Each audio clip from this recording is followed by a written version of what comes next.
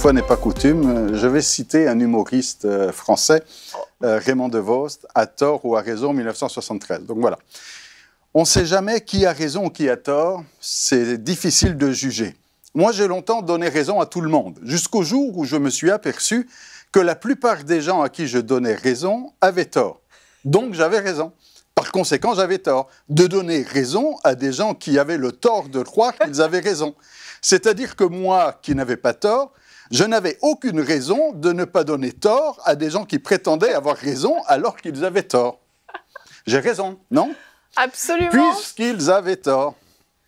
Et sans raison encore. Et là, j'insiste, parce que moi aussi, il arrive que j'ai tort. Mais quand j'ai tort, j'ai mes raisons, que je ne donne pas. Ce serait reconnaître mes torts. J'ai raison, non, remarquez, il m'arrive aussi de donner raison à des gens qui ont raison. Mais là encore, c'est un tort. C'est comme si je donnais tort à des gens qui ont tort, il n'y a plus de raison. En résumé, je crois qu'on a toujours tort d'essayer d'avoir raison devant des gens qui ont toutes les bonnes raisons de croire qu'ils n'ont pas tort. Wow, ça fume là dans ma tête. Et certains vont poser la question, quel est le rapport avec la Bible? Vous avez raison. Mais il n'y a rien de pire de croire que l'on a raison lorsqu'on a tort. D'ailleurs, à un moment donné, nous pouvions être persuadés que nous étions sur la bonne voie alors que nous étions perdus. On pouvait être persuadés de croire qu'on était là, comme des brebis, chacun suivait sa propre voie et pourtant on était perdus. Quelle situation absurde quand celui qui a tort s'obstine à croire qu'il a raison. Et l'expérience de la vie nous amène à la prudence et à l'humilité. L'apôtre Paul nous avait pourtant mis en garde en disant que celui qui croit être debout, pas celui qui est debout, celui qui croit être debout, prenne garde de tomber. Et il faut être sensible à l'esprit. Il ne faut pas croire n'importe quoi, n'importe qui, nous inclus. Évidemment, celui qui sonde les cœurs et qui, par excellence, est celui qui a toujours raison, sa parole ne ment pas, c'est Dieu. Dieu n'est pas un homme pour mentir. Non, 23, 19. Le meilleur moyen d'avoir toujours raison, c'est de laisser la raison de Dieu prendre le contrôle.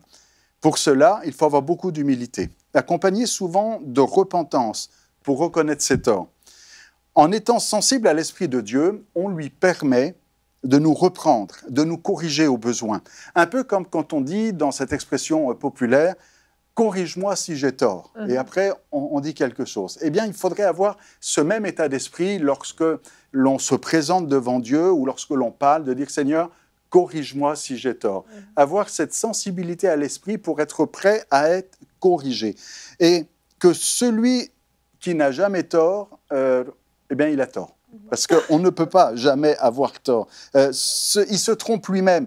C'est ce que Jacques nous dit, et je lis dans la Bible en français courant, « Nous commettons tous des erreurs, et de bien des manières. Si quelqu'un ne commet jamais d'erreur dans ce qu'il dit, c'est un homme parfait, capable de maîtriser tout son être. » Bref, on a un jour ou l'autre tort, et ça nous arrive d'avoir tort.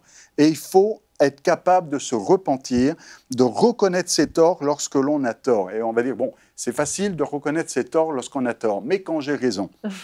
Eh bien, c'est faire preuve d'humilité et de sagesse aussi, lorsque l'on a raison ou que l'on croit avoir raison, eh bien, de demander à Dieu si vraiment on a raison.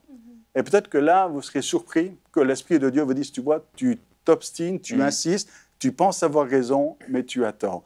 Et qu'on puisse avoir l'humilité, eh bien, de reconnaître ses torts, même quand on croit avoir raison. Et en tout cas, une chose est sûre, on a toujours tort quand on se bat avec rage pour prouver qu'on avait raison. Si vous me le permettez, je vais conclure en refaisant la Bible et en réécrivant le texte de l'apôtre Paul aux Corinthiens. Chapitre 13. « Quand je parlerai les langues des hommes et des anges, si je n'ai pas l'amour, je suis un airain qui résonne, une cymbale qui retentit.